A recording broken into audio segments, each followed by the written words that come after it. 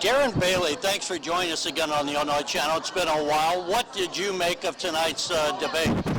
I made that a lot of people are hungry for change, and it's probably most refreshing to see the Tazewell County Republicans stand up and call out the Illinois Republican leadership that has so grossly failed us. So I was excited about that, and the response from the crowd, and I feel like it's an overwhelming majority of favoritism towards our campaign because I've been the only one standing up for the people. You made a real point in your closing argument by grabbing the stool where Richard Irvin would have sat. He didn't show up. What do you make of that? Richard Irvin didn't show up because I don't think he wants to face me. You know, when you sit and you lie and you dispel what this man is doing from his basement, there's a day of reckoning. And I want to tell you something, that day of reckoning is still coming. So I am absolutely appalled, as I believe that every Illinoisan should be and probably will be and certainly is. There's no excuse for this. And our state and our national party leaders, they won't call this man out. And instead, because he holds the purse strings, but I think the grassroots movement, at the end of the day, is going to prevail, and that's what's going to send shockwaves across the state, not only on June 28th, but on the second Tuesday of November. I'm so looking forward to that. As we looked at in the past, Republicans not winning, obviously you got it. Republicans have to fight Cook County.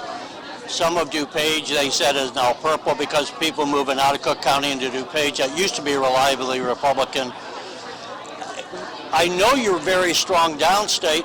What are your chances of winning and picking up votes north of I-80? So we're certainly ahead in the polls, and I have no problem north of I-80.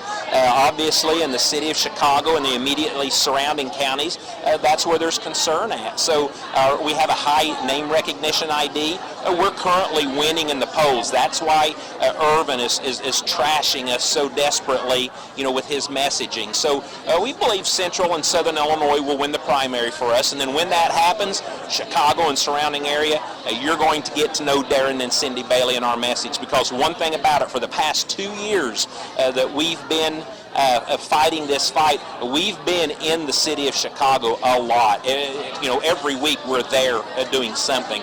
And the people in Chicago, they're fed up and they're tired, but they've never heard a conservative message by someone that they can trust and believe. We are earning that trust. I will say, from having covered you, you've been virtually everywhere. So let me ask you a question I wouldn't ordinarily ask because it seems so ridiculous.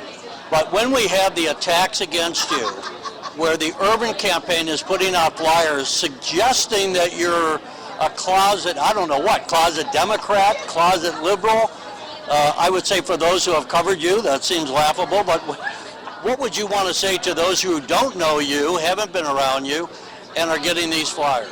Oh gosh, just do your research. When you look at the citing on those, it leads nowhere except another reporter just saying things. I have never supported a Democrat. This is the exact same fight that I faced when I primaried a tax-hiking Republican in 2018.